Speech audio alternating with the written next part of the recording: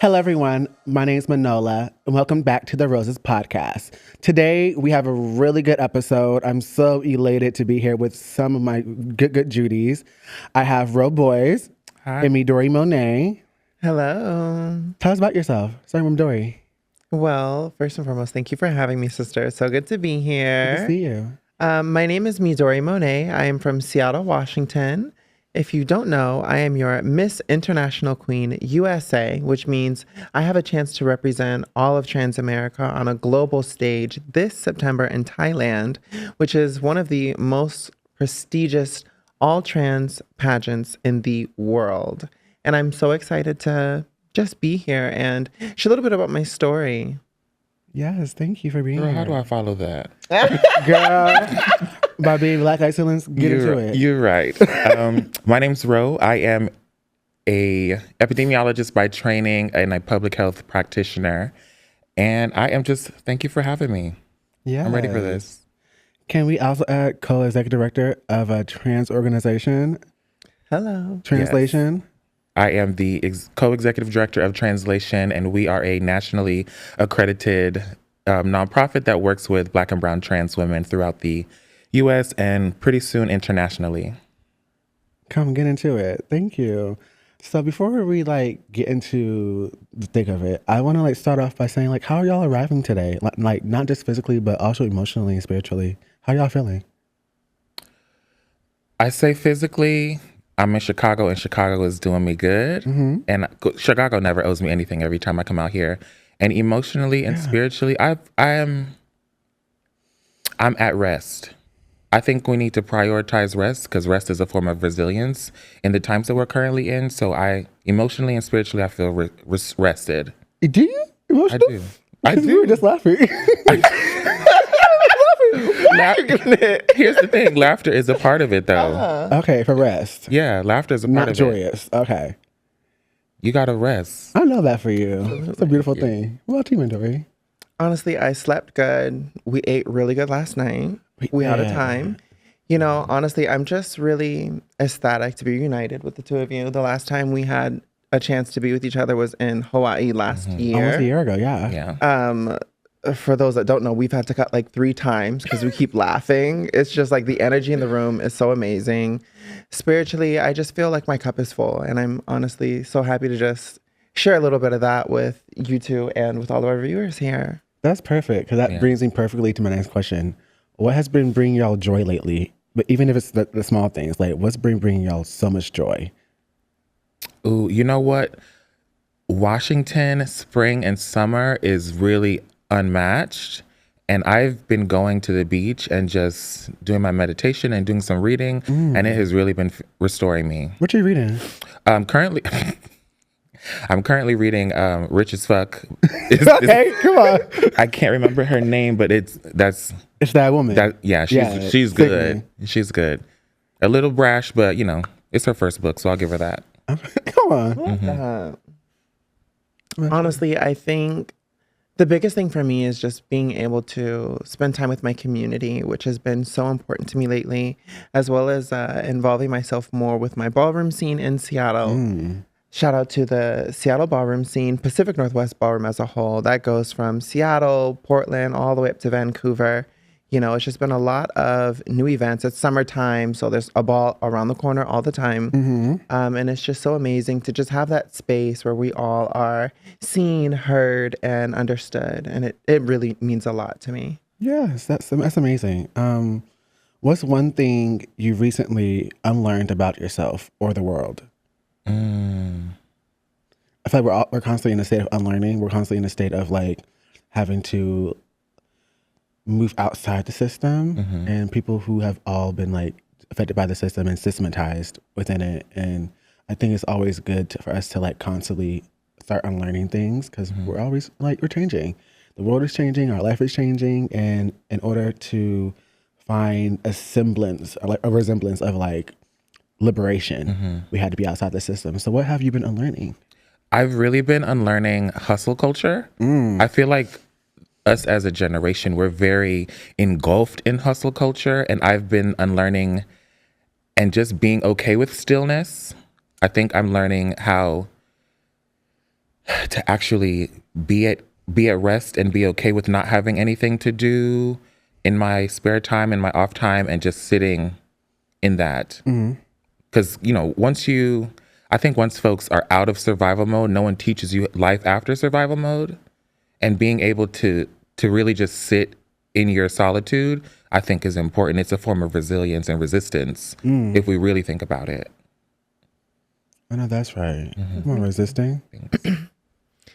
For me, I think it's the idea or the concept, which is something that I had to really teach myself to just train and focus, was I would put my attention all over the place. If I put myself in 5 different buckets, it would help me ease my mind, because my mind can be just such a playground of different thoughts and different scenarios of what is the future and what's now. And I think just having the ability to just lock in and know that, like, you don't have to do all that.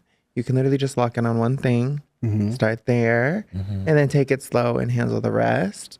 It just helps me to really focus in on what I need to without having to feel like I'm too spread out.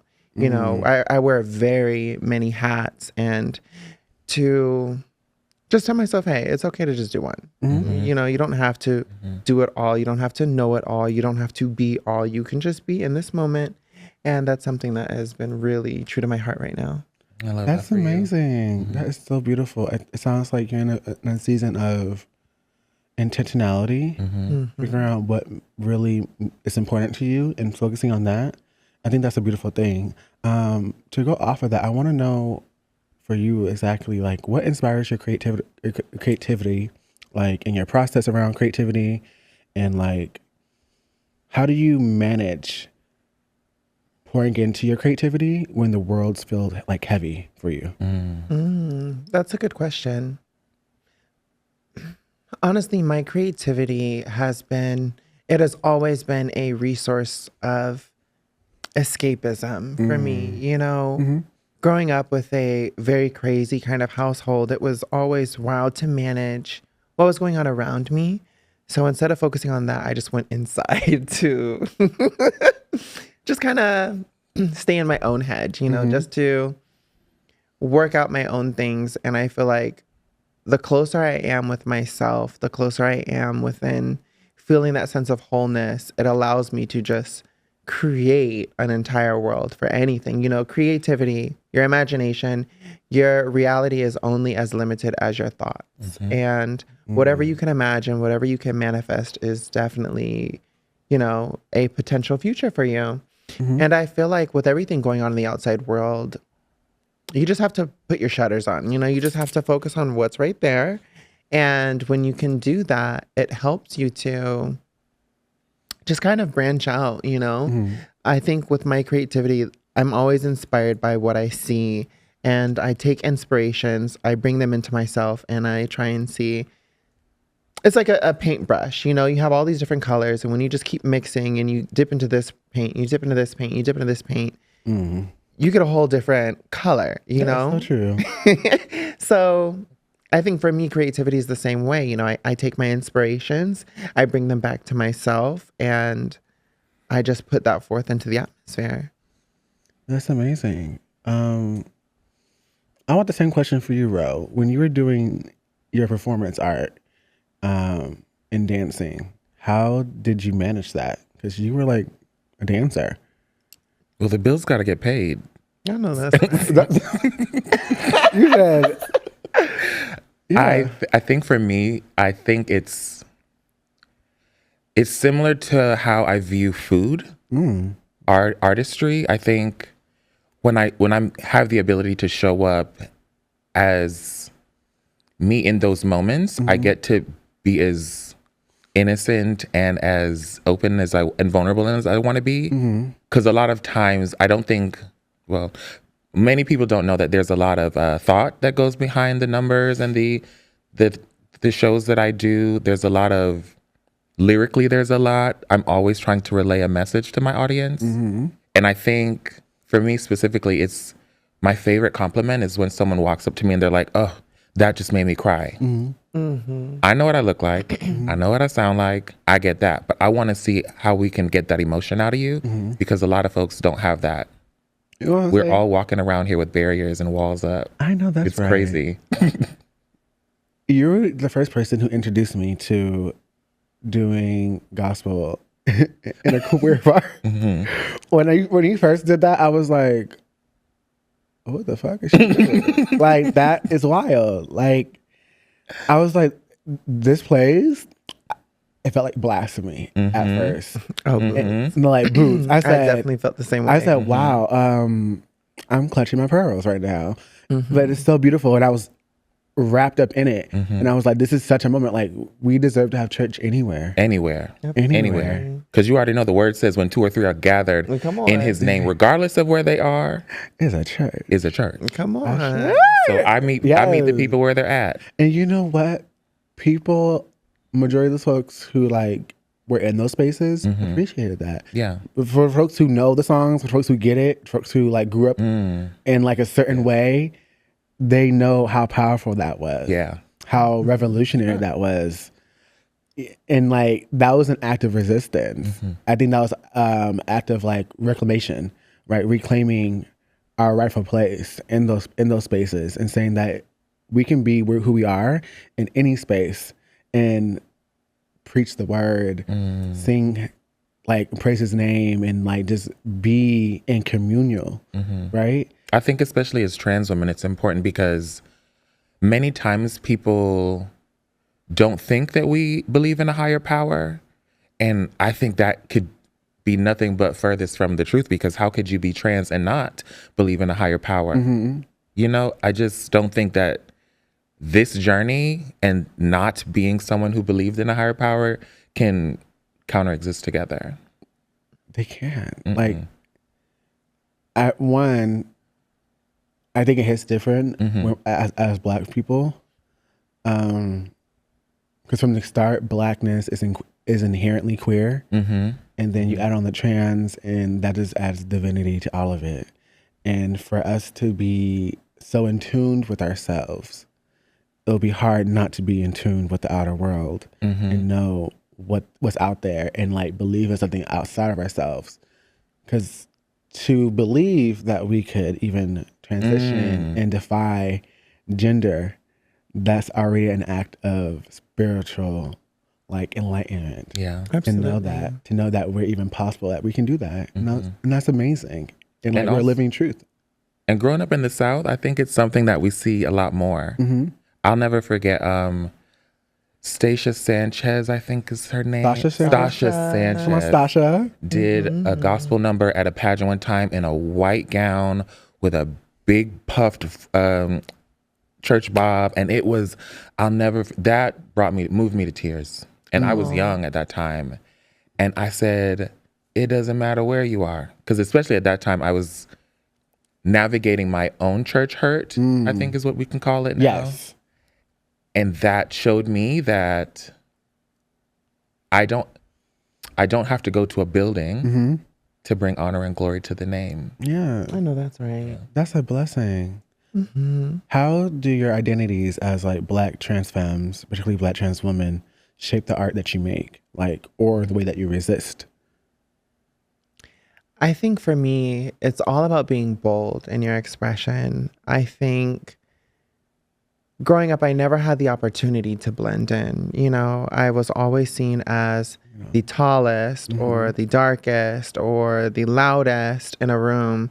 You know, parent-teacher conferences, I was always told with my parents, you know, she never shuts up. Same. They're always talking. They're always doing this, center of attention. But it's just when you grow up and you just really realize that you cannot fit in no matter how hard you try, you end up just embracing that. And that's always been something that has hold true to me, is to just embrace being the outlier, embrace what makes you unique and what makes you different. Because that's what is going to help inspire someone else to go, okay, maybe I can too. Yeah. Maybe that's okay. I think there's beauty in visibility. Yes. There's beauty in ownership, like autonomy, owning who we are. Right. And like choosing to be a light, choosing to be seen. That's also a lonely place. How did you feel growing up doing that? Well, you know, the crazy thing is, I was also born an only child. So loneliness and me go hand in hand. It's an experience that I know honestly far too well. So that never really bothered me or affected me because that's always been my reality. Also growing up in an extremely religious household and sheltered, like I could not go outside and play. I could not go be with my friends. I was inside, I was doing this, which, it makes sense why my realm of creativity and escapism is all in my mind. That is where I got to be free. That is where I got to be as expressive as I wanted to be because of the limits that were put on me at such a young age wouldn't allow me to do as such. That's true. I think we can all relate to that to a certain extent. Growing in very religious households. I know your father was like organist, right? Yeah, minister of music. Minister of music. That's amazing. My grandmother was a preacher. I grew up doing 3 different churches. Come on. 3 different denominations. Ooh. Because my great grandmother was Jehovah's Witness. My grandmother was Pentecostal.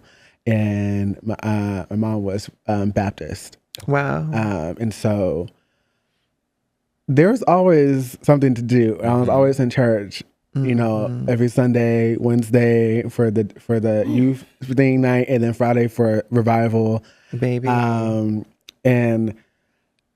honestly, growing up sheltered, I think it was like 14 was the first time that I believe the reins was kind of loosened a little bit.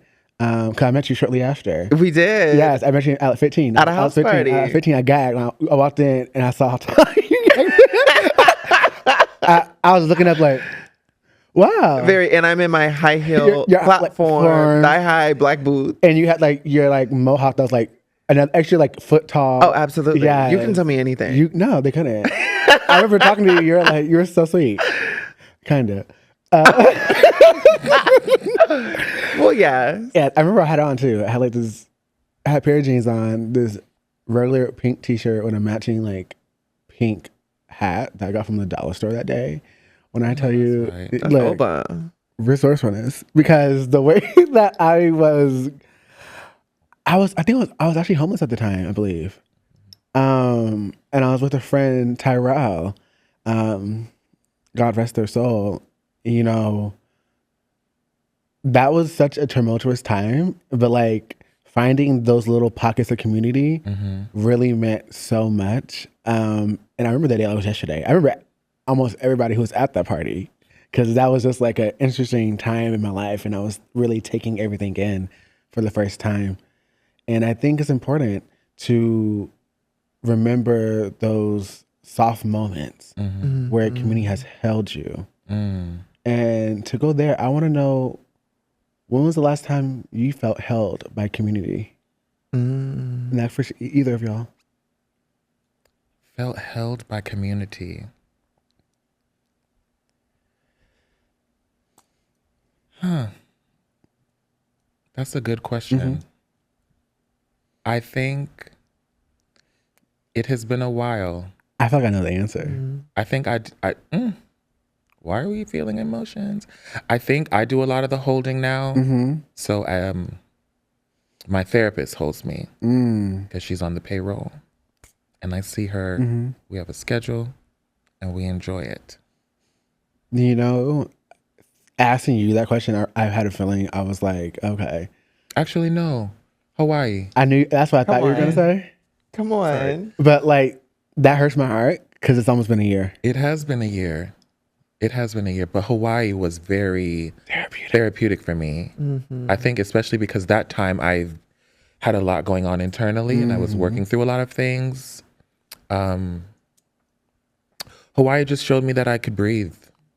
There was something that was very cleansing about the water and just being able to just have an ancestral conversation. It's the island time. Gets me every time. There's something about, I'm an island girl, so there's something about the water that just really just gets me together. It refreshes me and it restores me. So yeah. Water is inherently feminine and it's nurturing. Because it flows. It flows. Ebbs and flows. Yeah, I want to know about you. When was the last time you felt held? Because we're all in Hawaii, but it's been a minute. Yeah. And Hawaii was such a beautiful time. I think it's been just equally as long since I've been surrounded by so many, specifically, I want to say, Black and brown trans women to just share that space. With ballroom, you can kind of get close to that experience, but usually we're there for a common purpose. And then afterwards, we all go and do our different things, especially when you travel. Like, I was just down in Portland not too long ago and we did a ball. I judged and it was so amazing. Shout out to the dojo PDX.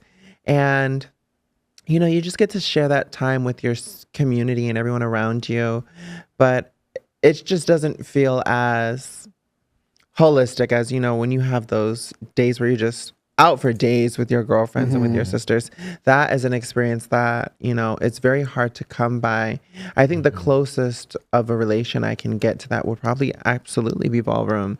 It's where we all understand what it's like to be judged from the outside. We all understand what it's like to try and assimilate and try and find your place. Truly. So you don't have to explain yourself to anyone, which is why ballroom is such a good sense of, to me, I say there's the outside world and then there's our world. And our world is our community that we foster, that we create. So I have to say, honestly, outside of that, it has to be when I make it by myself, Being a house mother, I get to create my own family. I get to create my own sense of community. And yeah, honestly, very similar to what you said is you have to create the space or you're being put in the positions where you're creating that space. It's not often that you get to be on the other side. It really isn't. Correct. That's true. I think we're all pillars of community. We all have leadership roles within our own different realms. You're a manager. Right? I am. And so you run a whole building for your job and you're in public health. How have you brought yourself into your work?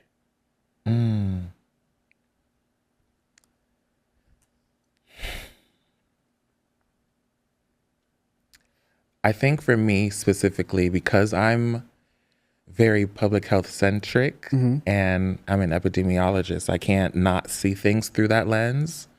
So working in homeless services and supportive housing has shown me that you got to meet people where they're at.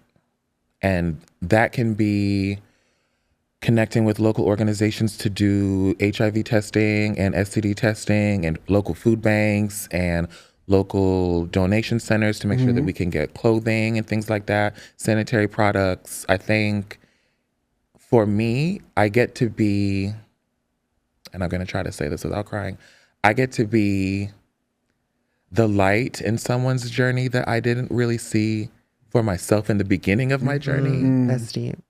And I love that. Yeah. I do. I love it. I've seen an insurmountable number in decline within just my little bubble of getting rid of the things and doing the things and advocating for the things. So yeah, I enjoy it. That's amazing. And I know that's extremely heavy. You work in supportive housing and people who are dealing with substance abuse and mental disorders, right? How are you taking care of yourself through that? Because you're responsible for so many people, and not only your residents, but also the people under you who are employees of yours. Yeah. I think well, no, not I think. I have a therapist. She's on the docket. And I also take time to do what fills my cup. Right. I take time to just sit and be still. I take time to go read. I've started journaling again. I love a good journal. I love a good journal. I'm coming out with my journal in August. I can't wait. I can't wait. Put my word in it, baby. I'm a published author. Plug. Shameless plug. I think I've just also taken the time to travel more. And I'm working on my own outside projects that I'm really excited to be releasing soon. And yes, I'm doing what brings Ro joy, which is a new chapter in my life. That's amazing, sister. I know that's right. So beautiful. I want to come over here to you, Midori, and talk about a little about your pageantry I know you did, I think, Miss Teen Washington, I believe, when you first started, and then now you're Miss International Queen, USA. About to go to Thailand in September to be crowned Miss International Queen World, or what is it called? Of the world? Of the world? Basically. Yes. So tell me about your journey in pageantry and how did you come here? So my first pageant was Miss Teen Pride. It was a queer, kind of like a drag pageant. I was 18 years old, going on 19. Mm-hmm. At this time, I had already been a performer. You know, I got my start going to nightclubs. I think the first time within that era that we met, you know, with the thigh high, the mohawk, all that. Yes. I remember seeing an advertisement in Seattle for an 18 and up nightclub. Mm-hmm. It was yeah. Okay. I wasn't going to say the name. Okay. We'll beep that out. We might not. So I remember going to that club. I just showed up one day and you know, I've always given this. I've always given this. It probably wasn't as clean and polished as it is now, but I was always giving extra. That alien effect was sickening even back then. Oh, get into it. Yeah. Get into it. So I've always loved to stand out, especially like doing alien makeup and stuff like that. Like beauty was never a problem for me. So I always said, let me branch out and do something weird. When in doubt, spook them out was something that I used to say when I was younger. Come on, Spooky. I used to say it all the time. When in doubt, spook them out. But I went to some club and I just thought it was a dance night. Girl, it was an intermission of a show. Oh. So I thought the club was hot. People were dancing. Baby, it was just intermission. Boom, the show starts. The host comes out and they're like, we're going to do a lip sync. I guess the girls in the back weren't ready. Mm-hmm. And they're like, we're going to do a lip sync. They just pulled people out the crowd. And naturally, the first person they pulled was me. The tallest bitch in the room. Yeah. Yeah. Get it? Yeah. And the lip sync song was Single Ladies by Beyonce. Oh, you ate it up. I bet you did. I did without knowing a single word. Watermelon cantaloupe. You know, take me back to being sheltered. You know, I didn't get that opportunity to like really get into Beyonce as much as I am now. So I knew the dance, I knew the ring, and I was getting into it. And they were just like, "Wow, you're really talented. You have a light.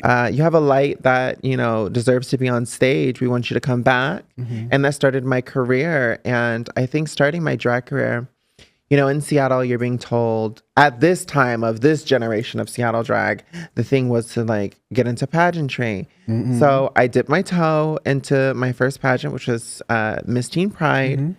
It's very known in the Seattle court system, which is like their sense of pageants.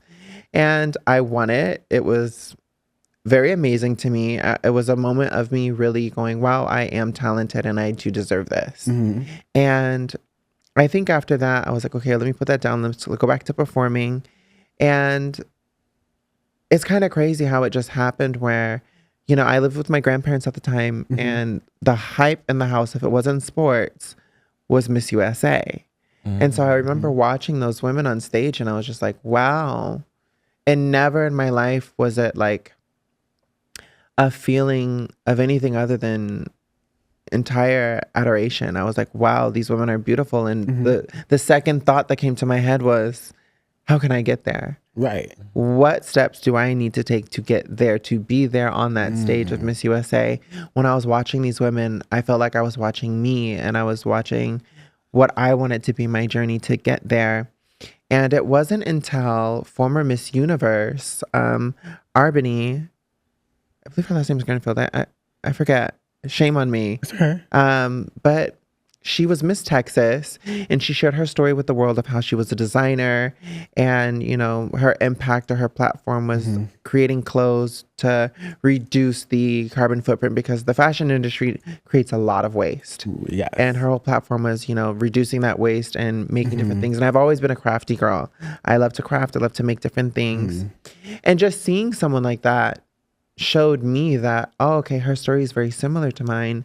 I can see myself in her and she just won Universe. And that eventually inspired me to audition for Miss Washington USA, where I placed as a finalist in Miss Washington USA.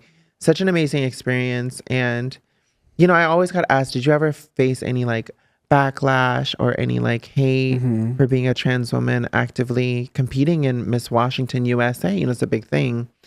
And no, I never faced that. My biggest problem was actually myself.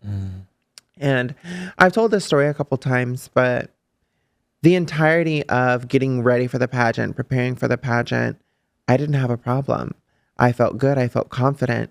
And then crowning night, when I got on that stage for the first time, I was like, oh my gosh, I shouldn't be here.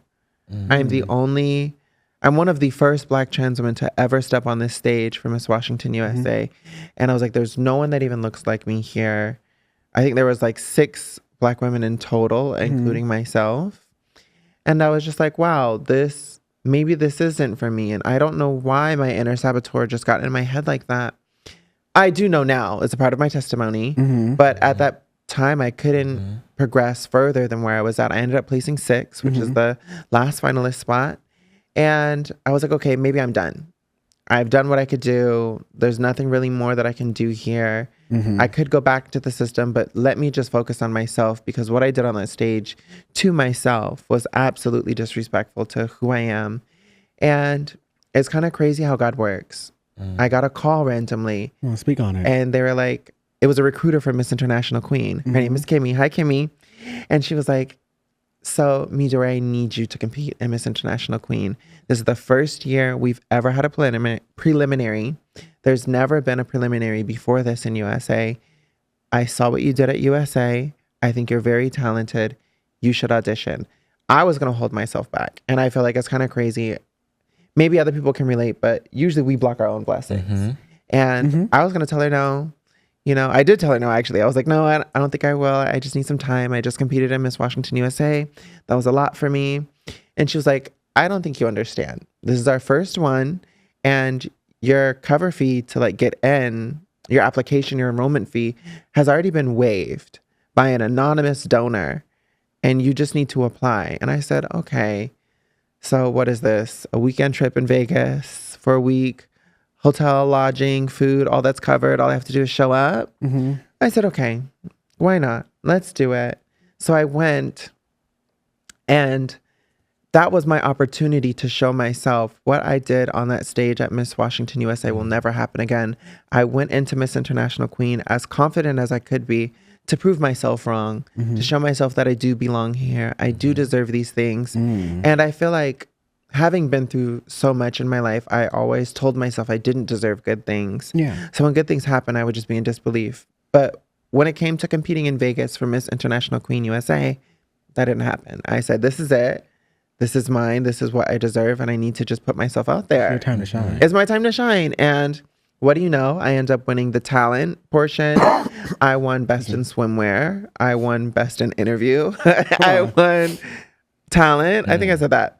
And I ended up winning the whole thing. And that was just a testimony to me to show myself that I really can do whatever I put my mind to. I just have to lock in and give myself that sense of love and acceptance that, you know, I can do it. That's amazing. It's very empowering. And that's why my platform has been mental health, but specifically self-love, which is, I think, a message that all of us, especially all of my trans siblings watching, should know that you need to give that love to yourself. I think you spoke on something so powerful, and like I think it's intrinsically embedded into your messaging around we're our own worst critics. We're our own worst we're our own saboteurs. Absolutely. Right? And so what was the process like for you to even say yes? Because you came off the Miss Washington USA and you were like, I'm done. You got the call and you were immediately, you said no. Oh, I did. How did you get to the yes?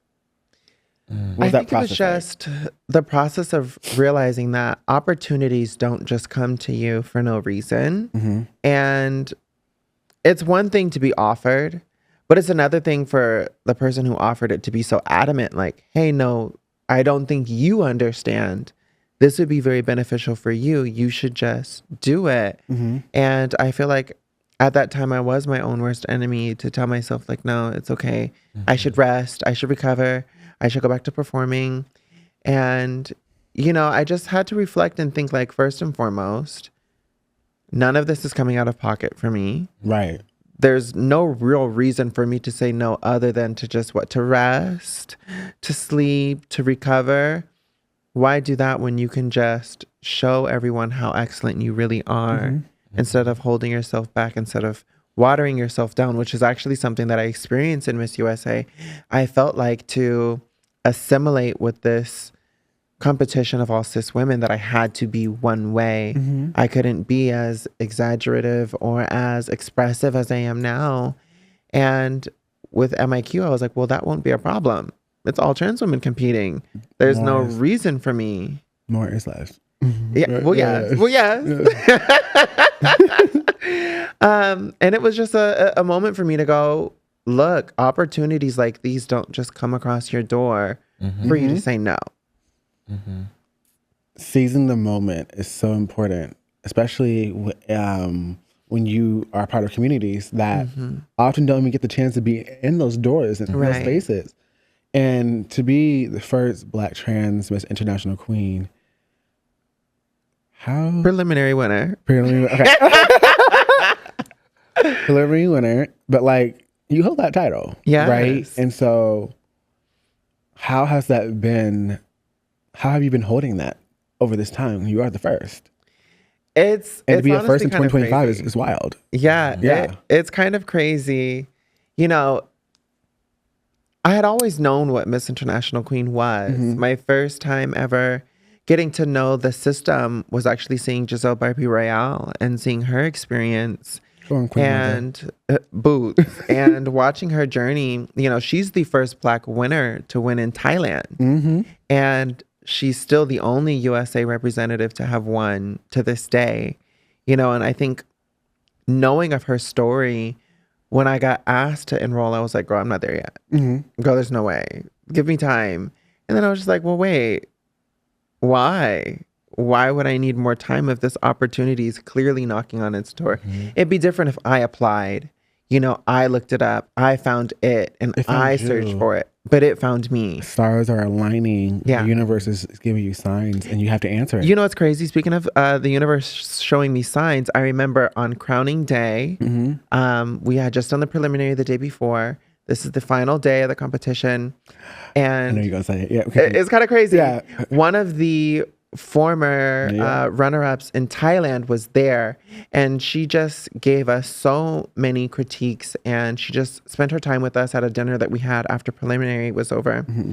And she was like, whatever you need to do, you know, feel it. If you want to put on a contact, put on a contact. You know, you want to put your hair up. And I was like, contact. Okay, let me go get that. So I went with a family member and I went to a swap meet the day of crowning day. Yeah, come on. On my way to the got your green meet. Oh, I got my contact. Yeah. I got a sickening hazel. And on my way to the swap meet, I'm looking at the license plates and I'm seeing 333, 222. I'm looking at the street sign 111. I'm looking at billboards on the way to the swap meet. Billboards is like the lawyer call 777-7777. I was like, what are all of these angel numbers? This is crazy. They're like just everywhere. I still have the video on my phone. And I was just like, there's no way this is happening. Everywhere you look to the left, there's an angel number in front of me. There's an angel number to the right of me.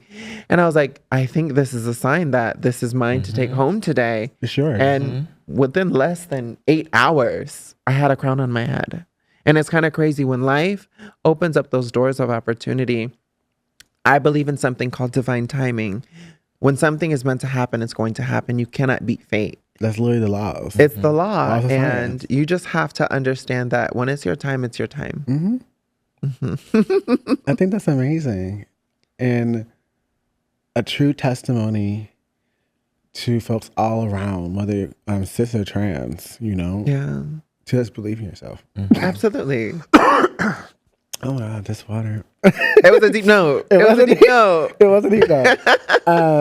And that's amazing. I want to go back to both for y'all and touch a little bit on the sisterhood that's in the room, because we've been through some things together. And I know we all went to the same thing, but no, not here. But I want to know, how has sisterhood with other trans femmes kept you alive, grounded, or dreaming? You know, I need to say this because I don't know if you remember our chat that we had when we were in Hawaii and we were talking about angel numbers. You were the first person to actually make me understand angel. Before our Hawaii trip, I never looked into it. 222 I pay it. You know, okay, it's just 222, girl. I would never think, oh, it's 222. Do you remember what I said to you that night at dinner? Refresh I us. said, this season, may you come recommended. May things come recommended to you in this season. You did. So for her to call you on that phone and tell you, I don't think you understand what is happening. I'm just letting you know. Wow, you did. You can't be in this journey and not have faith and hope in a higher power. You better speak power to truth. Absolutely. I'm so proud of you. You spoke that into existence. I'm so proud of you. I am so proud of you. Y'all ate that. I'm so proud of her. I love this moment. Wow, no, yeah, I just so remember. And honestly, every time I saw one of those angel numbers, You sent me the video. I just sent the video. I was thinking of you. I was like, wow, I'm really thinking of my sister Ro. And like every time in Hawaii, she'd be like, oh, girl, look, it's 11:11, girl. Oh, girl, look, it's 3:33. Yeah. And then she has military time. She girl. does. It's You know, 14:14. I said, girl. They strong when you got that military time, girl. They are strong for military time. 22 hits different. It's crazy. It is crazy. It's wild because I was explaining that to Eve because you put it in the chat 1503 and she was like, what the hell is 1503? I was like, oh, Ro like her stuff in military time because she wants to see the angel numbers. That's Ro's thing. And I think it's a beautiful thing to like have those signs from the universe. Right. And to like use those moments as affirmations. Yeah. You know, there's so many things out there above us and beyond us that like is always watching out for us. And I think it's remiss of us to not acknowledge those moments. There's a clock right here on our side. 4 on the timer. Yeah. Right. Divine timing. It's divine timing. Yeah, you know, absolutely. We're supposed to be here. Abundance is on the way. Yeah, so like I said, like how has sisterhood kept y'all alive, grounded, or like kept you all dreaming? Like what have sisterhood brought into your lives that was like, yeah, I got this. I think to me, it shows more than anything our resilience to be in the outside world, face as much discrimination that we face, and to come together and be like, yeah, but we're happy. Yeah. But we're having a good time. But this is about us. And I think that is so refreshing just to the soul on a spiritual level, to just have someone that you can recharge with and just be vulnerable with. You know, I think it's a blessing to have sisterhood. It's a blessing to have any relationship, but honestly, to have your sisters, someone that experiences life on the same level as you is just so important, especially for personal growth, you know, to be surrounded by people that you are influenced by that can potentially lead your life in a better position, you know, I think is amazing. That is amazing. What about you? What's keeping you grounded and alive? I think when I think about sisterhood, I think about that Issa Rae quote, and she's like, I'm rooting for everybody Black. I'm rooting for all my Black sisters. I know that's right. Because the way that Black femininity has shown up for me has really kept me grounded in ways that I think is a form of resilience and resistance. Because the world would have you think that because they feel a certain type of way about your existence, that you do not exist, and that you would disappear, and that's not it. I think I often come back to the sentiment that I sometimes feel like is true, and I wish it wasn't true, is that Black women are the first and last ones to love other Black women. Right? And I wish that wasn't true. Yeah. I so wish that wasn't true. Blackness in itself needs to be healed in general. But the way that Black femininity needs to be healed and held, I think is so important. Absolutely. For me, I'm a girl's girl. Right. And that's all I know how to be. All I know. So when through and through others are not girls, and I can tell that they're not girls, I don't know how to navigate that, and it's heartbreaking. It's like, who hurt you? Exactly. And it's like, I'm so sorry, sister, because I want you to heal from that. Yeah. Because I know that's hurt. And I've been there and I've seen that hurt. So because I've seen that hurt and I've experienced it, I want you to break those chains. I want you to heal. and I can do nothing but wish the best for you. I can't really fuck with you. Excuse, I'm so sorry. You said it. You already said it. I can't really fuck with you right now, and that's okay. Yes. And I can still release you with love. You know, I think that goes back to your point when you said it earlier with how you navigate the public health crisis and like what you're going through is you meet people where they are. Yeah. And, you know, it's okay to let them know, like, hey, I'm going to leave you there. Yeah. I'm going to be over here. And when you're ready, come on. Yeah. And I think if I have I will reevaluate if I have capacity to let you back in. Yes. And I can still love you from afar. And that's okay. And that's okay. And that's how you have to leave people sometimes. I also want to know, Midori, you spoke about compassion being your love language before. Right. Ro, what is yours? And how do y'all show up for each other in those love languages? I think for me, my love language is acts of service. And I think I'm a Caribbean woman. So I grew up and what I know is community. What I know is food. And what I know is cultura. So for me, it's like I can cook a meal at work, feed 177 people. I will be exhausted by the time I get home, but I know they've eaten today. I know they had a hot meal, and I know that they felt the love in that meal. I know that's right. And I think there's a way that we show up for folks when it does come to those things, because we live in a world right now that it's very individualistic. Yeah. And I think I'm not someone who, yes, I understand the American context of individualism and still having the Caribbean context of a collectivistic community, I think is really important, because those have been not only healing for me, they've been safety for me.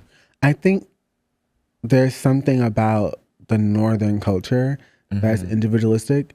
Like America as a whole, yes, but particularly in the North. Yes. The South has been organizing forever, still is organizing. There's still a Southern communal vibe when you go down South that you just feel that like, that come here, baby. Like let me, like you can go down the street and get an ass whooping from your neighbors. Yes. And they can do that because it's a community. Yeah. You know. And she's going to It tell takes your a mother village. that And she don't tell your mother that she did it. And you're going to get You another have one. one. You got one. To let you know, like, out here and busy me. Yeah, she didn't want to hear that. Yes. I want to know, when was the last time you felt truly seen, right? By yourself. Like, when you sat down and was like, yeah. Like, girl, you did that. You know, I had a moment recently where I had to navigate activism for a Black body, a brown body, and a Black body that was directly a staff member of mine, and navigating it through the lens of, this is not about me. This is about calling out the inequities that I'm seeing, and let's have an actual conversation about it, because we're all supposed to be here on the same accord doing right for the same. Right. And it took me 3 days to write that email, because, you know, sometimes I have to sit with it. My therapist says 3 minutes or 3 seconds. So sometimes I have to sit with things and make sure that I've reread it. I make sure that it's not perceived a certain way. And once I'm at peace, I send it. And we went through this whole process. And afterwards, there were individuals who came up and they were like, you flexed your motherfucking degree on that one. And I know that. Let's talk about it. And I said, thank you. I said, thank you. And I said, we're all on the same team.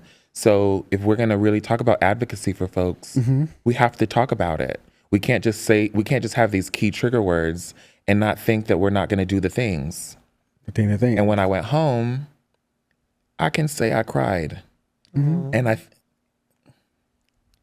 it wasn't the imposter syndrome, because I've worked through that. I think it was more of if I wasn't in the position that I am in now, I can guarantee that the example and the experience would not have been the same if it were someone else. And that, for me, is how I show up. And that's my love language. Because I don't care if you're Black, white, brown, or orange. When we're here, we're going to make sure that we're all taken care of. And I can make sure I do that. You do a good job. Thanks. She came to our room this morning. Coffee, orange juice. Apple Mind juice. you, we both looked at you. Girl, we don't drink coffee. But it was just the active. It was that the active service. And you know what's so fun, man? I felt so bad for saying no because I was like, I really can't have dairy, girl. Well, next time I won't get dairy in the coffee. I'm not a coffee girl. I'm a tea girl, you know. Actually, I love coffee. I just can't do it with dairy, lactose. Okay. But yeah, I want to shift a little bit from the sisterhood aspect for now and move on to more like legacy work and what's in the future. Asking y'all both, what does liberation look like for us? Not just in the future, right? But like right now in our day-to-day lives. Education. I think liberation currently is financial literacy. I think it's having those conversations that folks never had. I think it is having actual conversations about what the future can look like, how to navigate 401ks and 403bs and stock accounts and high yield savings accounts. Yes. No one teaches those things. And you know what I think is really interesting? We are currently, yes, this current administration is trash, and we all, yes, the things are there. And if you position yourself appropriately, you can use that to your benefit because they don't think that you actually are going to even take the advantage of it. And I think having that conversation, I talk about it with anyone that will listen because consistency will get you out of the rat race. Yes. Very true. Consistency is key. Yeah. And having access to that knowledge is also key. Correct. I think financial literacy is important. Yes. And folks, Come on, yes, and. right. Folks need. Not but. It's not a but. No. It is important. Full stop. Also, we are in need of financials to Correct. literally to put in space because a lot of times, you know, I did like a year ago. We worked with an organization called Brown Brother Brown Bear or something like that, and they do like financial literacy. We had it for our youth, our trans youth, right? And we had to have a conversation, even like the way that we were paying them, because we were paying them to be in it, right? And we were talking around how like even the way that y'all are paying them isn't equitable. 1, 2, they can't use it inside like what they're learning. They're learning about how to put money into bank accounts. They're learning how to like move certain things, how to use the savings properly, how to like use their check-ins properly, like how to invest, and you're paying them via gift card. Make that make sense, right? Also, you're talking to folks who are facing like disparities, whether that's in housing, whether that's in job, like they don't have the funds enough to even start saving and like to put those actions and those learnings into like actionable items, right? Well, we got to call a spade because gas prices are high. Eggs is expensive, yam expensive, oxtail expensive, everything is expensive. Everything is going up, but the salaries, but the pay rates, and because we live in a society that's got so many housing insecurities, I understand it's hard for folks to think about the future when they're really trying to think about today. The next hour. Correct. My next bill. Where's my rent coming from? Where am I sleeping tonight? What am I eating tonight? Correct. Right. I haven't had water in 2 days. So I understand it is a privilege when we talk about financial literacy, and I also understand that it needs to be taught. It does. Right. Yeah. It doesn't negate the fact that Correct. For the folks who are a little more stable, because the same way the girls will stack up a coin to get a surge is the same way that I want a girl to stack up half that coin and let it compound interest so that we don't have to worry about walking the stroll unless we want to walk the stroll. That's real. But who's going to teach them that? We got to meet them where they're at. We do. And that's why we had translation at a point. And I can't wait till we are in conversations about bringing that back and being a more intentional with that. And I can't wait for that to happen. Mm-hmm.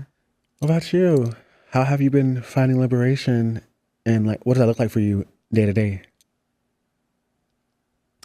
I think the biggest thing that I can do and the biggest impact that I try and make is just having emotional intelligence. The pageant girl, yes. Having the emotional intelligence to understand what's going on around you and to understand that the way that some people bring themselves into a room, they're not just bringing themselves into a room. They're bringing yesterday. They're bringing the day before that. They're bringing the traumas of their past.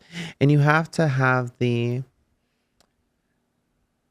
Grace, capacity and the grace to give them that same grace to know, okay, you know, I may not look like what I'm going through, but because that's a Black thing to never look like what you're going through. Look like you can't. Don't look like.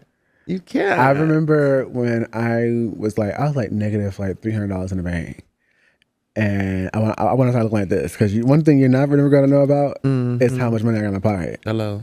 I go like $1 million and I got 2 cents to my name, and that's ingrained into Black culture. Absolutely, it's to look like something when you walk out that door, dressed to the nines. They used to say, "Don't go outside with holes in your underwear because you never know No, if the fire department or something go get you. Yes, or you got to go to the I grew up with that. You never Oh. see. We were raised by baby boomers. That's why, and that's a very baby boomer thing to say.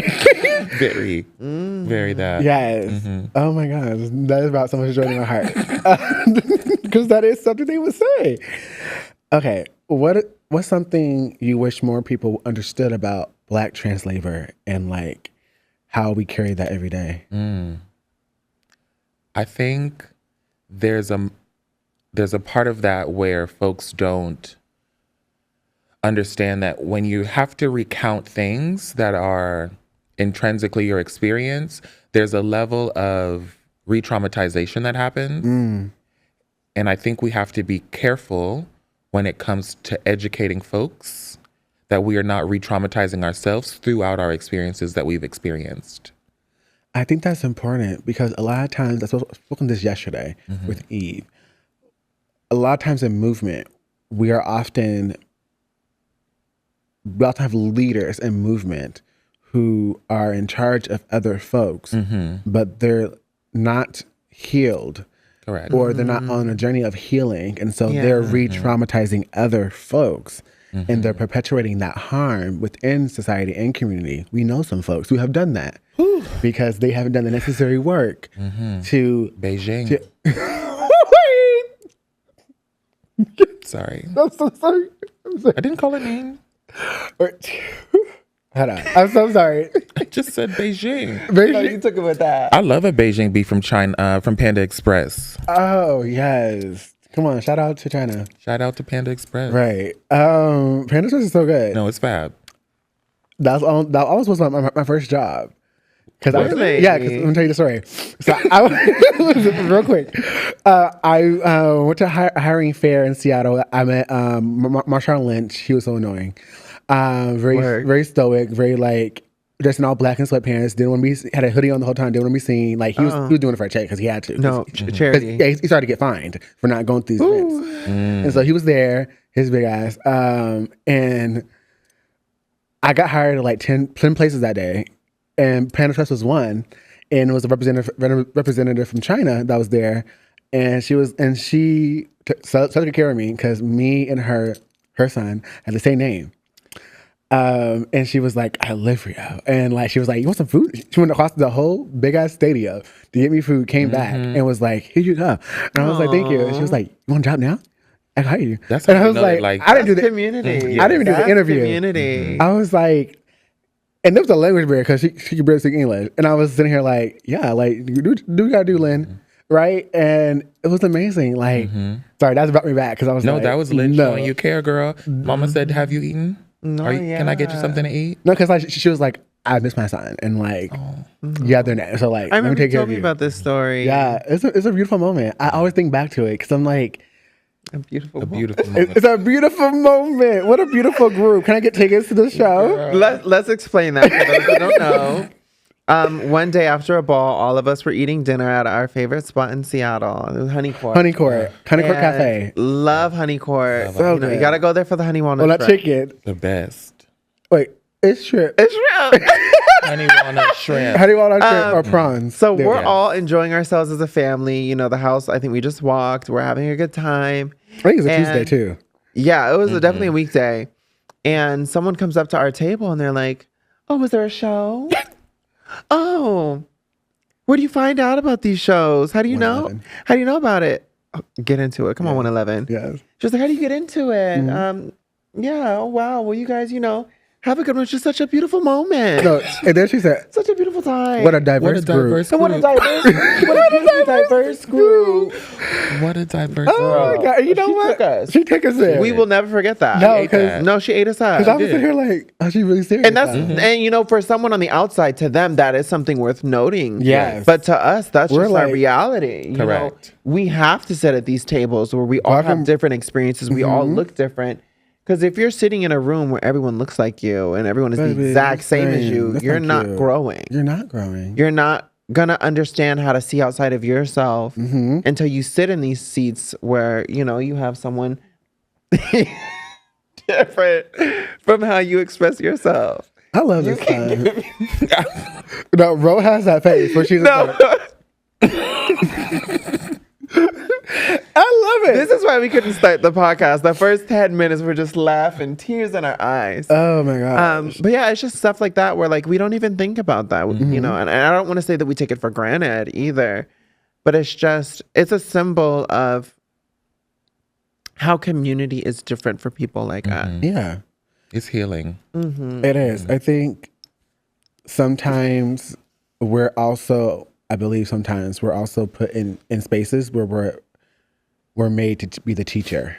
Oh, absolutely. Like the labor that people expect Black women particularly to go through, and then put trans on top of that, Black trans women to go through, and to labor folks often be the ones to teach, always asking the most invasive questions, and they're never taking into account of where we're coming from. Yeah. Like You what we're would never hoping. see a stranger on the street and automatically ask about their genitalia. Ooh. Never.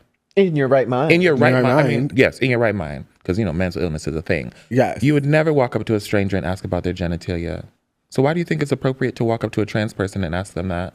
Say it again. Why do Talk you to them. think Say to them. it is What's up? appropriate Right there. to walk up to any trans person and ask them about their genitalia if you wouldn't do that to your neighbor? Or you wouldn't do that to the lady who's checking you out at the grocery store? Or the man who just sold you that horrible Tesla? Why would you, what are we talking about? I've seen this also in pageantry. It's like, oh, okay, well, what is she going to do in the swimwear? Why is that your first? They ask you that? I've seen it. Mind you, I won swimwear. Watch the tapes. But it's just like, why does your mind, instead of thinking about the question and answer, evening gown, your first instinct is on a swimsuit? How did we get here? Right. What are we doing? Why is this where we're going? That's same why I reasons mentioned the they're in the bathroom. re-traumatization. Correct. That's why I mentioned the re-traumatization, because the labor falls on Black women and trans women to educate folks who are uneducated in the topics and don't know any better. Yet and still, throughout those moments, you're re-traumatizing her. Yeah. Do you think she wants to talk about absolutely. maternal health outcomes? Do you think she wants to talk about miscarriages Come on, thesis and baby. why and why her pain is not looked at as real every time? No, absolutely not. I don't want to have to sit here and barter my humanity with you. Yeah. Yes, my humanity is not up for conversation. Or It's debate. not up for debate. And every time we sit here and we vote on civil rights, we're signaling to them that our civil rights are up for debate. If we vote on them, we're literally saying, you can debate on this. Yeah. Yeah. Isn't that crazy? We currently sick. have $56 million in Narcan resources that are being cut. And I know folks think that it's not that big a deal. However, Have you been to it Seattle? is. Girl. Have you been to any major city in the continental US? It's not going to Chicago. Huh? Girl. I've seen some community folks out on these streets just driving in the Uber. Yeah. It may not be as large as Washington. 'Cause our unhoused population in Washington is fairly large. Very disproportionate. Very disproportionate. especially the pay wage gaps. It's so huge It's there. sickening. Yeah. And not in a good way. Like, yeah. Like, it's crazy. So you got to think about all of those things and the nuance behind it when we talk about resources and we talk about our civil rights and our civil liberties. You better take it there. Come on, Ro. We had a moment. We did. And you've spoken about softness as power before. Midori, you channeled safety and care through performance and community before. And that's how you move forward with all your community work and also like your activism and performance art. How do y'all both stay soft without breaking in a world that wants you to be hard? That's a deep question. You know, something that was so crazy to me, after winning Miss International Queen USA, I was told by a former Melly Monroe, my sister, she was just like, you know, it's something very powerful about the way that you present yourself on stage. It's definitely attribute of what it means to be powerful in America. You represent that so beautifully. But what I want you to know is when you go to Thailand, power is through softness. Power is not something that you have to show. Exude It's it. something, yeah, you don't even have to exude it. It's something that you earn. And it's something that you get by, you know, being humble, being soft in a literal sense. And I think that Privilege. I've never heard that before in all of my life. You know, That's a I've always been told that if you want power, you have to take it. And, you know, I think that's see that definitely, you said, huh? I said, she didn't see your skin, did she? Well, get into it. Get into it. I said, Well, it is a privilege. that's a privilege. Yeah. And I think for me to just take that in and go, well, wow, I've never really seen it from that perspective. And that does have a lot to do with privilege as well. But for me, I'm just like, especially with trying to conform or fit to convey a certain message, you have to be direct. But to unlearn that, it's very hard. It's very challenging to be able to take a very bright, bold, pigmented color and just dilute. The diluting process is where I feel like a lot of individuals feel as if they're losing a sense of self and they're losing a sense of what it means to be you. But it's not necessarily all the time that. Sometimes it genuinely is.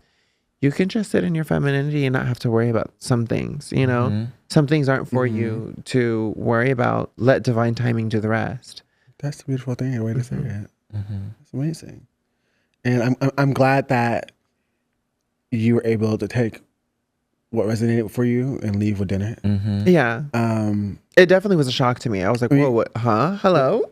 What can I say? Yeah, what does this mean? Yeah, I'm hard. Is it too much? But you know, when you take what you need from that, it's just like, oh, okay, well, maybe I don't have to be the alpha and omega and everything in between. I can just chill. Correct. Sit back. What about you, Ro? How are you staying soft in a world that's trying to harden that body? You know, for me, I'm realizing, to your point, power, right? When we think about power, I think throughout the context that we navigate now, I think power is something that it always is so hard and brutal and Masculine, assertive and all of that. And I'm really just learning to just flow. Because when I think about masculinity and femininity, masculinity is very like square. It's like a box, right? 4 corners. When I think about femininity, I think about the infinity sign or like an 8 and it just flows, or water. I think about those moments and it allows me to just bask in my softness. I'm slower when I do things. At work, I'm at work. We got, 7.5 hours, they got me. But after that, we're in our softness. I take my time. I have my schedule. I like to do my skincare routine. I've turned it into an experience now. I'm basking in this season. I think I'm basking in actually pampering Ro and showing Ro what self-love looks like. And it's interesting because for me, I'm learning at the same time. I know that's right. I'm learning that it's okay to not have anything to do. It's okay to take an hour and grease that skin up. It's okay. You better be soft. Yes, it's okay to just, it's okay to just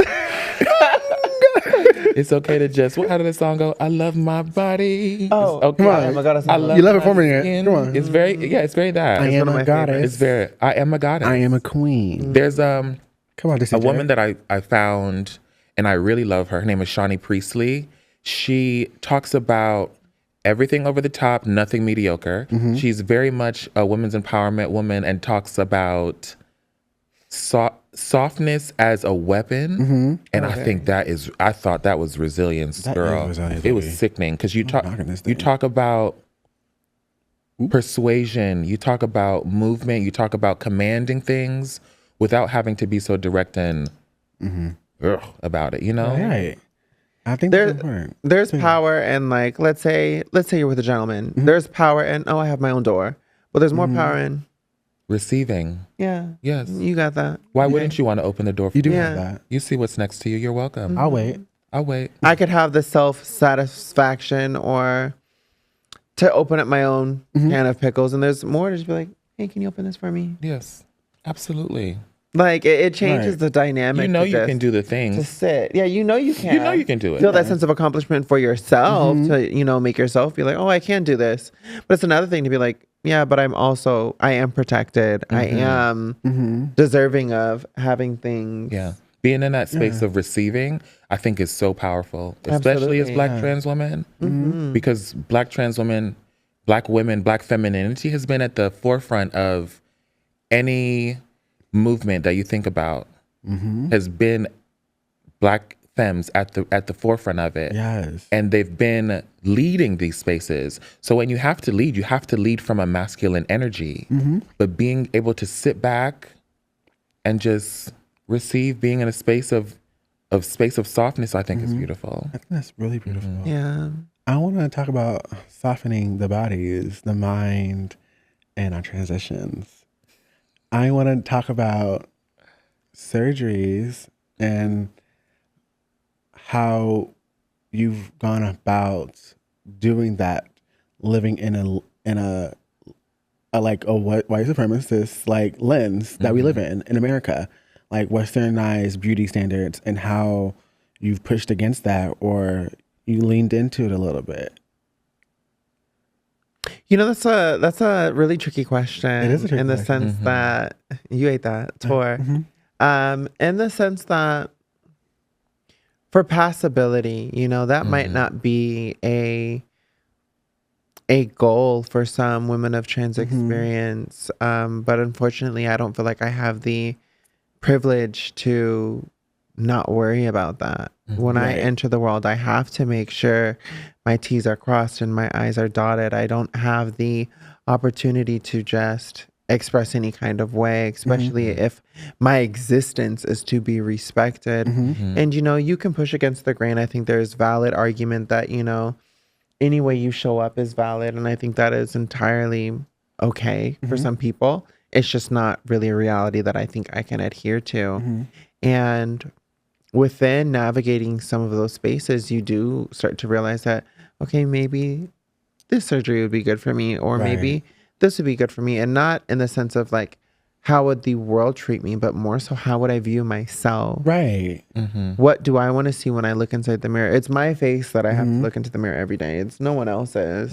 So what's going to make me the happiest, and how can I achieve that without harming myself? Right. I think I recently have been going through a similar mindset of like figuring out what I want, because I think originally all the things I've gotten done have been to pass and like to live openly and freely and just safe wise. And I'm currently in a place within my transition where there are certain things that I want to get done that I know isn't going to, I feel like it's going to masculinize me. But like, there's a certain look I want. And I think also I feel safer to do it now because I'm in a relationship. And I think I'm no longer like in the dating world and figuring out that part of it. And so like, my person loves who I am. They're going to love every aspect of it. And I know I'm going to be more sickly and more beautiful. I love this for you. And I think I do. I'm being more sickening, more beautiful, and they're gonna love every moment of it. Like, I'm in a space where I'm like, I really want to be my best version of myself. I think I started out in my transition around of like, okay, if I can look like my mother, that's my first goal. That happened pretty quickly on. I was like, I already look like her, and then a moment or two was like, oh, she's there. And then I was like, okay, what else do I want? I remember like I had a breaking out in Hawaii last year when we went to the Pacifica Fest in Hawaii, which was once in a lifetime because well, it'll never happen it'll again. never happen in our lifetime. In Hawaii. How in our crazy lifetime. is that it was happened the same time we were there. It's alignment. You can't tell me there's not a God. Yes, and I think right. Oh, come on. Somebody make that a gift. Right. Please. That little moment. That was cute. You're welcome. You were like, okay. I think that's a moment because also like, I regretted tampering with the lovely notes I had. I remember. Yeah, you're rhinoplasty. Yes. Alaroplasty, but okay. What was it? Alaroplasty. Oh, what's rhino? When they touch your bridge. Yeah. I touched the tip. I touched my my nostrils and then the tip. And so at the time only had alaroplasty. Now I have rhino in alar. I'm gonna keep touching it until the transition into the camera. I'm gonna keep touching it. I'm gonna keep touching my nose. It's your body. You do what you want with it. I find what I like because I can't go back.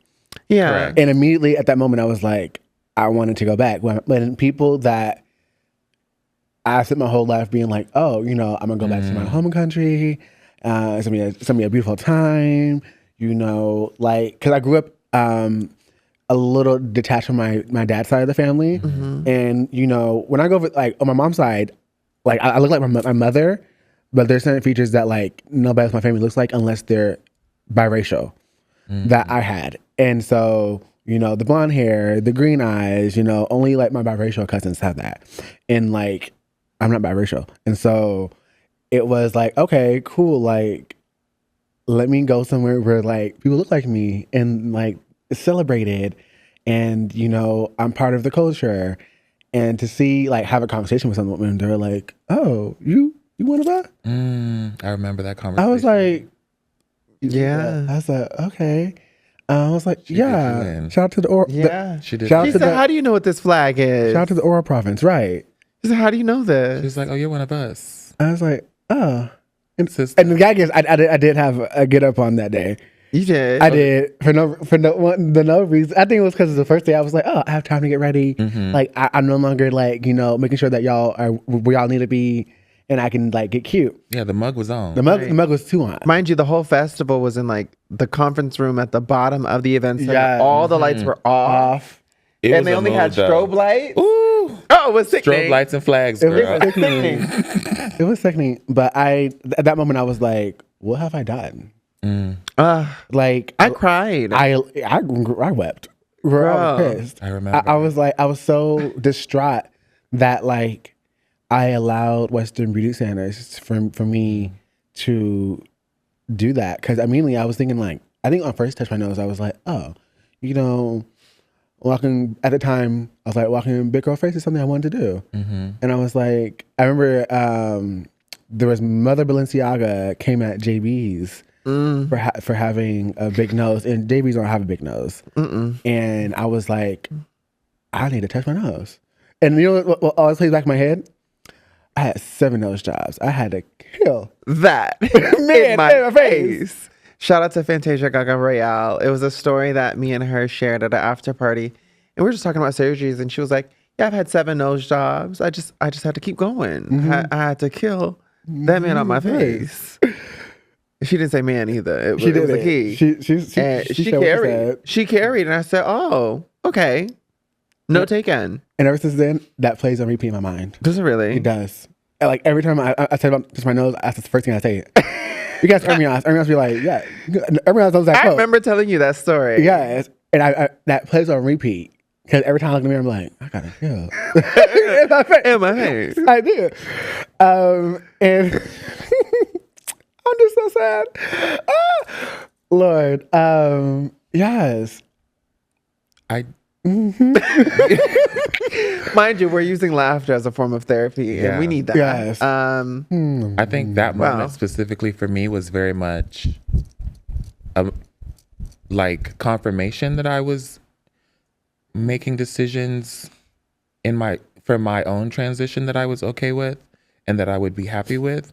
Because to the same point, I looked like my mother. I've always looked like my mom. And I think for me, it's been because I grew up in a Caribbean household on U.S. soil. I think I know beauty standards, and I also know Caribbean beauty standards. And I think for me, those have always been the beacon of light in my transition to look like the women that came before me specifically. I think And I that's haven't touched amazing. my nose. I love. Why she say it like that? I love it. And no, But that, one that thing is bro okay. is gonna do What? But me, I is go have touch that everything body. heavy, my girl. body. Body, legs and hips and body. Let's get them girls. But that's what I grew up with. I grew up around women with hips. I grew up around women who look like they could breastfeed the community. A good mammy titty. A good mammy titty. Girl. If you've never been embraced in Bro, a mammy titty, have you ever held your hand in a one, bosom? girl? That's a form of love that a lot of folks have never experienced, They can never. 'Cause and their mothers I are hate that for twigs. them. No shit. It ain't no shit. But yes, I think for me, I grew up with my mom's side mostly, and this is a group full of Afro-Indigenous people, and so being lighter was always deemed precious, and how long your hair could grow because you had more indigenous blood in you, and how high your cheekbones were, and like how small your nose was. And often hearing, because me and my siblings, particularly my sisters, we all have different fathers, and so we would always be picked apart about which ones what looked and what they would say more niggerish. And so knowing that like, oh, you had a certain hair type, or your nose is big, your nose is kinky, but you have, blonde hair, so it's different. Oh, you guys are green, you're favorable. And like being picked on like which one would live certain places because they had that. And so that also played in the back of my mind, even though like I know my mom's beautiful, her features are gorgeous, and to me she is the pinnacle of beauty within my family. But like I also had that play in my mind, and knowing how they viewed us growing up, and then also ballroom culture, being picked apart, being in places of judgment, like that is a judgment place. And when we go in those places, we're asking to be judged. Also, yes, I want to be in community with folks that are my people, but it is a judgment place. It's a place of competition. And sometimes what's said on the floor can't be left on the floor. Correct. Sometimes we're being judged, and we're like, I'm taking that with me when I leave. Yeah. And I hate You said that fix for my us. skin, and it's not face category. It still lives with me to this day. I I hate look that at for sickening. I hate that for us though. Yeah. I do, because you know what's crazy is folks will go out there and they will do the things to have black features, ethnic features, and ethnic folk are trying to do the things to have Eurocentric features. And it's just And ballroom is rooted in European beauty standards. correct. Because ballroom is rooted in assimilation. Escapism and Yeah, assimilation. it's assimilating to whiteness. It is assimilating to We weren't allowed in the their outside spaces, world. and so we made our own space, Yeah. mirroring their space. Yeah, it's Yeah. literally a mirror. And that's where I want to say the beauty of categories like realness came in, is to show the girls this is what it looks like to pass. This is what it looks like to be in the outside world and blend in the daytime, Because that was a feat back in the day, and it Yeah. still is a feat today. I mean, it's still an Depending- accomplishment. It is an accomplishment, because most girls will never know what it's like to pass. Or be out in the daytime. Because if if you're walking under the guise of a sunset, everybody looks like a beauty everybody's star. fab. Mind you, and the craziest thing that I've come to realize with my own transition is I love glamour. I love makeup. I love beauty. but I pass the most when I ain't got nothing on but a ponytail in my natural hair. Always. And I'm going to the store. And I hate it. And I'm just going to go get something real quick and come back home. Don't want nobody to see me. Because when I put it on, I want to be gawked at. I want to be seen. I want to be seen. What they say in Wizard of Oz? I want to be seen. Green. Wouldn't be caught dead. Girl. Red. But that's how I feel like, and especially coming into categories like realness where you don't need all that. And I think that's hard for me as a face girl to like, I don't want to go to the ball in those sweatpants and in my little Gucci bag with some hair. Like, girl, I want the glam. I want the cut crease. I want the glitter liner. I want the stacked lash. Yeah. Right? This is a place where I can be free and do that and not have to worry about that. But in certain places. Well, that's why I love body so much. I'm always going to be a body girl. And I'm going to Let's get get my him, tens. girl. Let's. Legs and... Girl, Mama's always going to be the body girl. And I'm okay And with it. I love that. I'm And okay with it is. But I know that's not everybody's journey. It's not. But it's yours. And the girls that came before me gave me space for this. That's The real. 90 girls, those girls were the epitome of what I Yes. saw. A different realm, a different standard. And I honestly wish that the girls these days had that to look up Yes. to. And it's kind of crazy when you Shout look out at to the the younger sexy Lexies. generations. They're so against it in a Nias. way Yeah. that They don't look up to that unpopular anymore. opinion, correct. They're so against it in a way that I think it almost is a slap in the face to the girls that came before us. Absolutely. Because it doesn't pay homage to them. Those girls had to do what they had to do. And we're also talking about a time where folks were getting illegal silicone injections and it was killing us. Right. Still killing us. Still killing us to this day. Yeah. And modern medicine has almost done away with that. Yes. So we don't have to go that route anymore. I believe that it's important to pay homage to those who have come before us. Not only does it really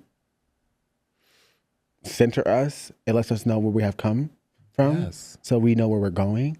And not just trans. Not just because I pay homage to my sis grandmothers or grandmothers, people who came before me, Right. my great grandmothers. Because I am lucky on my mom's side to be able to trace back my family, thankfully, because I love that. Native American, they were heavily policed. Exterminated and policed. And so there's records about everything. So I can go back as far back like 1750 or something like that. Bad. Wow. And so my dad's side is not the same because they're imported here. They came here in like early, like mid 1900s. So Okay. like I can only go back like up So to my far. great grandma.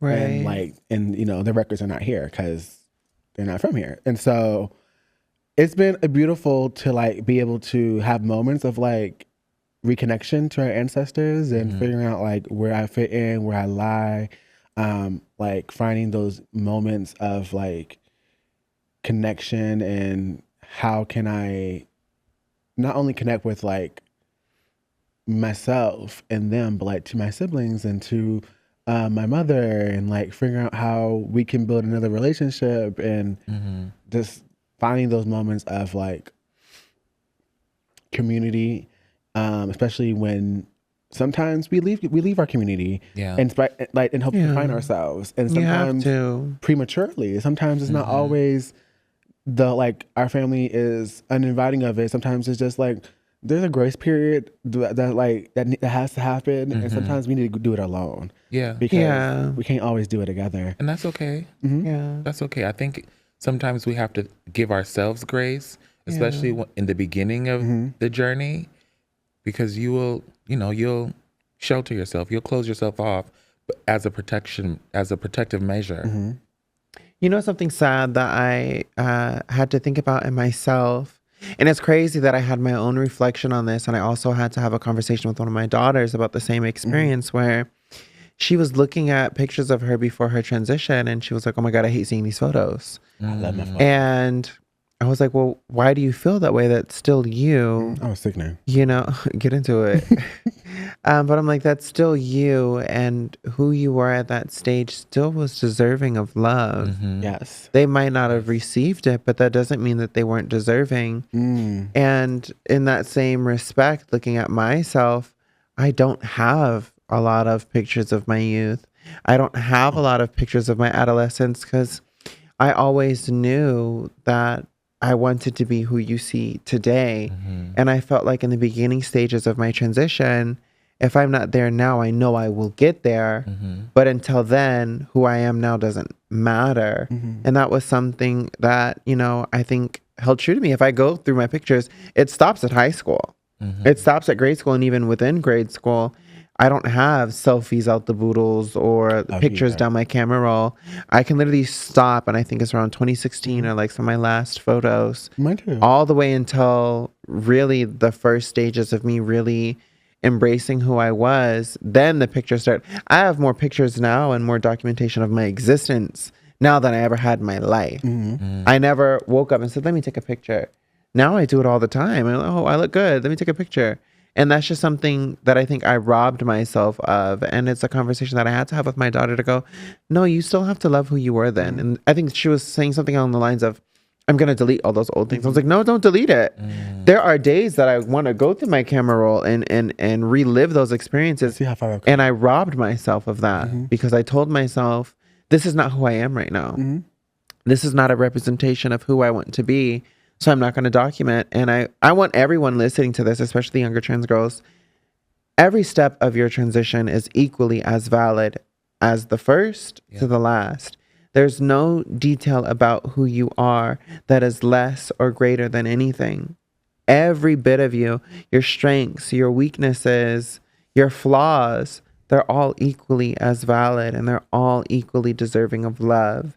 And I just wish that that was something that I heard at a younger age. That's amazing. That is so wild because that was my next question. What is something you tell your younger self sitting right here on this couch with us? Wow. You see, divine timing. Always right. It just found its way to that question. Didn't even know. I love that. Well, Ro. Ro? Here we go. What would I tell my younger self? And you know what? Tell it to Midori. As if it's your younger self on the couch. Come on. Ooh, do we have tissues? We do. Stop, because you're going to get me. I know. I want you to see it's going to get better. It'll always get better. Why are you crying? I need you to understand that it may be a bit rough right now, and that's okay. I want you to stand up, shoulders back, head up, and you shine. Okay? Because can't nobody take that light from you. God put it there for a reason, and you have a message to share, and your journey is yours. It's no one else's. And I want you to know that I love you. Because I know there's times when you don't say that to yourself. And it means more than you know. So start saying it to yourself. Okay? Say it more. Don't allow anyone to take that from you.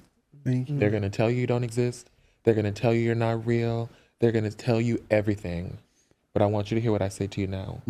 They hated on Jesus and they say he was perfect. We're not perfect. We're doing the best we can with what we got. And that is our blessing and our magic power. Don't ever stop smiling. Okay? Perfectly imperfect. I love you. I love you, Ro. That was beautiful, Ro. There's tissue. I love you, sister. There's tissue on the I side love of you you. so much. Sponsored. Wow. Thank you. That was beautiful. That was Midori. I felt that. What dreams are you holding for trans girls who are coming up after us? I think the dream that I have is for the younger generation of girls to know that you are worthy and you are deserving. And there's never a moment in time where you have to prove anything to anyone. You do not need to prove the reason for your existence. You do not need to prove the reason for your being. Just be and enjoy every moment of what that means. You better come on. Yeah. I know that's right. What's your personal freedom song right now? Something that you live, like you feel alive when you listen to, Ro.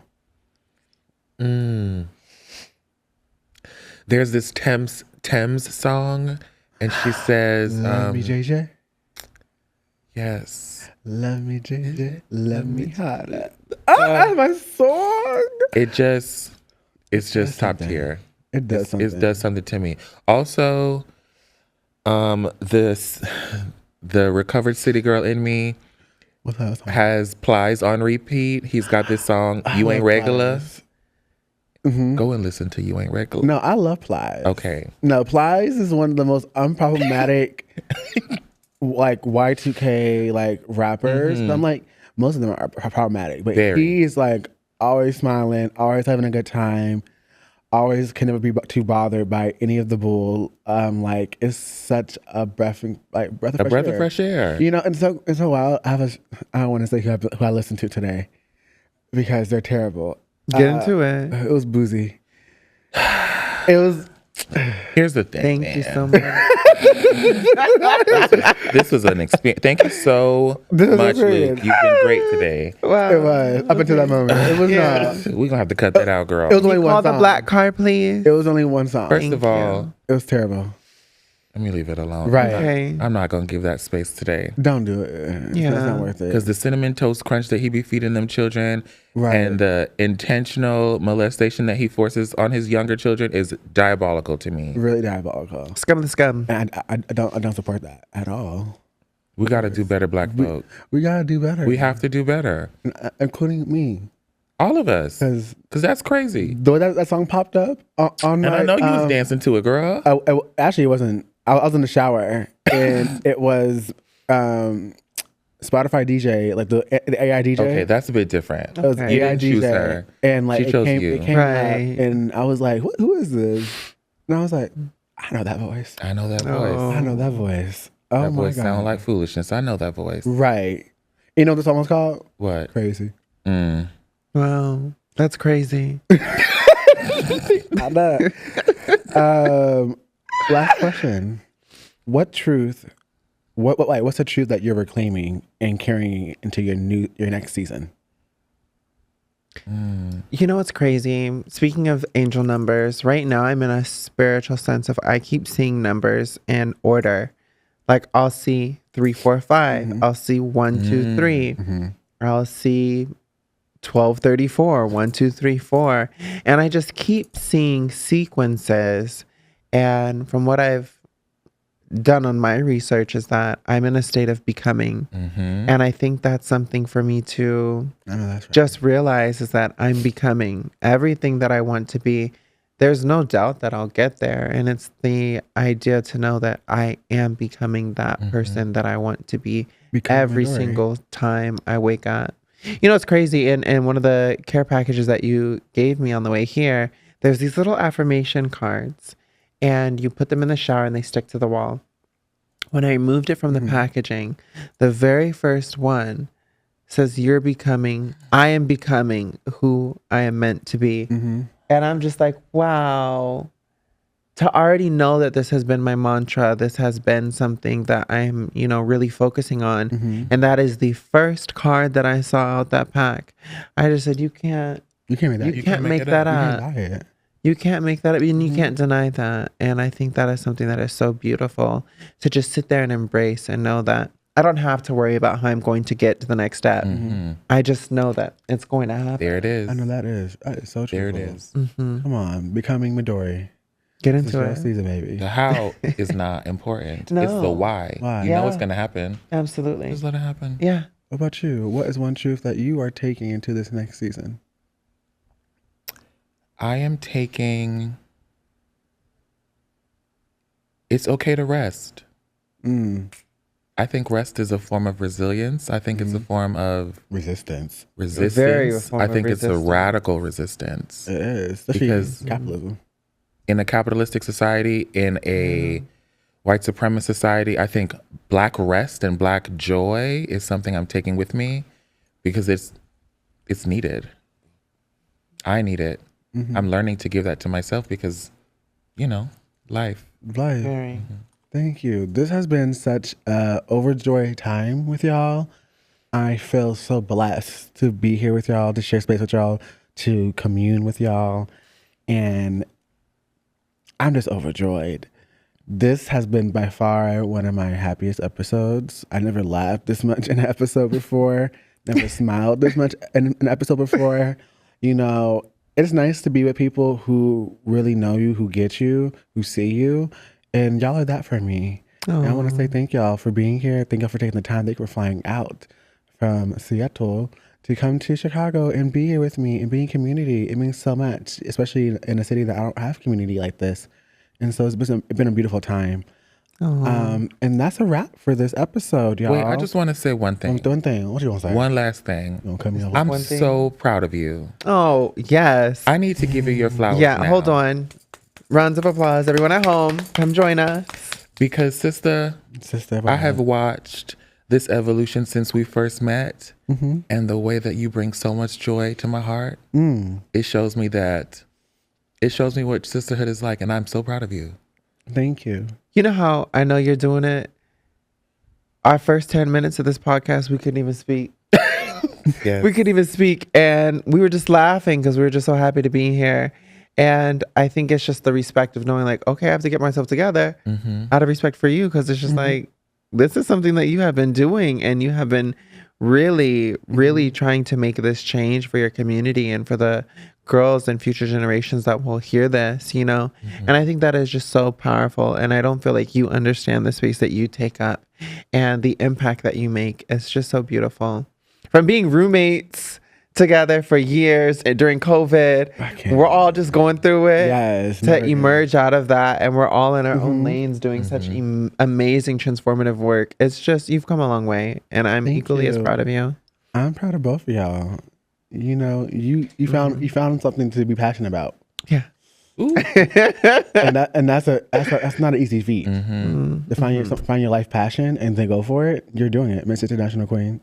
Preliminary, if you want to be like specified. Miss International Queen USA. Period. For now. For now. And Ro over here, Master in Public Health, MPH. Miss Ro Boyce herself, Miss Rosita Boyce. The doctor to be. Right. Coming for her doctorates. Like, let's talk about it. We came to Seattle with what, $700 in a backpack? In a backpack. In a backpack. I know that story by heart. You know? That story's going to be in the book. It's going to be in the book. Yeah. And speaking of books, A Transition Within by Owolelewa Mulani Don Juan will be coming out in August. It's a guided journal for the girls, for the drifters like myself. And I can't wait for that to come out. I can't wait to share this with y'all. It's been 2 years in the making. And yes. And with that, this is the end of the podcast. That's a wrap. I release y'all back into the universe. Goodbye. Ciao. Ciao.